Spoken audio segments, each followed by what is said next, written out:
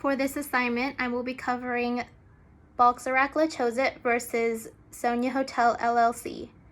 In this case, the plaintiff worked for this hotel for 6 years and regularly worked more than 40 hours a week. Harshad Mystery, the defendant, was 50% owner and member of Soniya Hotel LLC. He was also the operating general manager, performing both board and managerial tasks. As the general manager, he had the authority to hire, terminate, and discipline hotel employees, as well as establish employee schedules, decide payment methods, calculate hours worked, and signed payroll checks. As a result, he managed the plaintiff's schedule, pay, discipline, and supervision. As a general manager, he only recorded the first 40 hours worked per week and kept a note of the overtime hours worked and paid those in cash at the regular rate of pay, not at the overtime premium.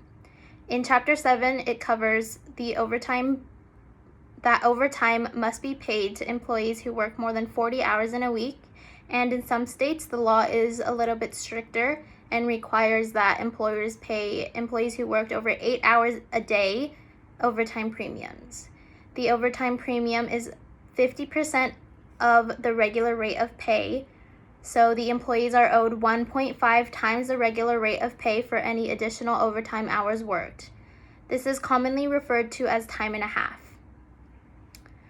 Along with receiving the cash at regular rate of pay for overtime hours worked, the plaintiff also received non-monetary compensation and benefits.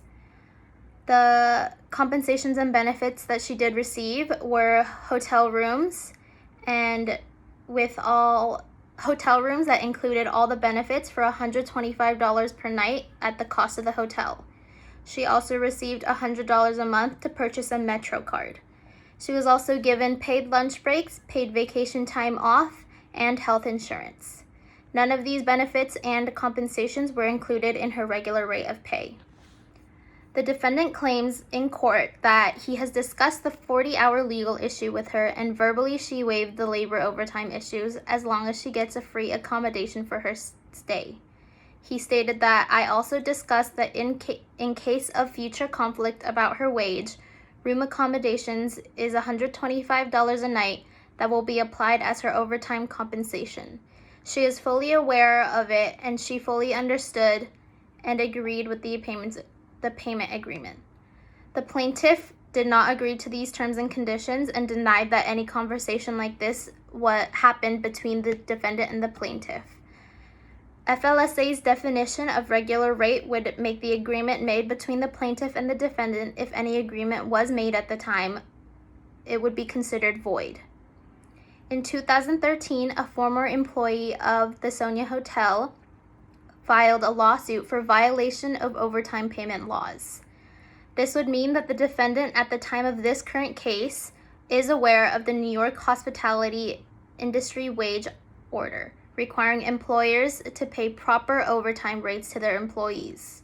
As a result, the court granted summary judgment and the defendant was charged $517,559.17 in damages.